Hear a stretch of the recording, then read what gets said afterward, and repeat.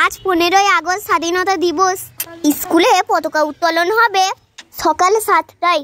তাই আজকে খুব সকালে উঠে আমি আর বুনু রেডি হয়ে যাচ্ছে। বুনু, আমরা রেডি হচ্ছি নাকি মা তো রেডি করে দিচ্ছে? হ্যাঁ বুনু, আমারই বলতে ভুল হলো। এই যে সুন্দর জামাটা দেখছো, এটা আমার মা নিজে হাতে বানিয়ে দিয়েছে। আর এই জামাগুলো মা আমাদেরকে পরিয়ে দিয়ে সুন্দর করে সাজিয়ে দিচ্ছে। দুজনকে সাজাতে সাজাতে একটু দেরি হয়ে গেছে। তারই মধ্যে আমাদের বন্ধুরা আমাদেরকে ডাকতে চলে এসেছে। চলো সবাই মিলে স্কুলে চলে যাই। আজকে বন্ধুদের সাথে স্কুল যাব, কারণ সকালের দিকটা মায়ের অনেক কাজ। এই যে র্যালিটা দেখছো, এইটা আমাদের স্কুলেরই। মা তো যায়নি, তাই বাড়ির সামনে থেকে আমাদের বন্দে মাতারাম শুনে এড়িয়ে এসে ভিডিও করছে।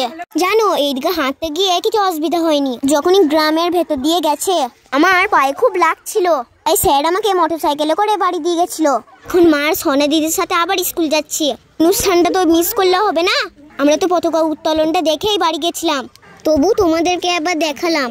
শুরু হয়েছে স্কুলের নাচের অনুষ্ঠান। এখন দিদিরা নাচ করছে।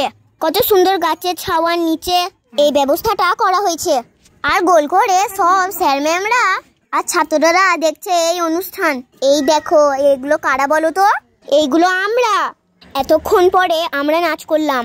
এখন মায়েরা দিদির কোলে বসে বাকি অনুষ্ঠানটা দেখছে। প্রতিদিনের মতো আজও স্কুলে রান্না হয়েছে, তবে অন্যদিন খাই দুপুরে। আজ খেলাম 10টার দিকে। আজ আমাদের ডিম ভাত। লাইন দিয়ে সবাই মিলে খেতে বসার আনন্দটাই অন্যরকম। খাওয়ার পরে একটুখানি ছিলাম আমরা স্কুলে। এখন আমরা বাড়ি চলে যাচ্ছি।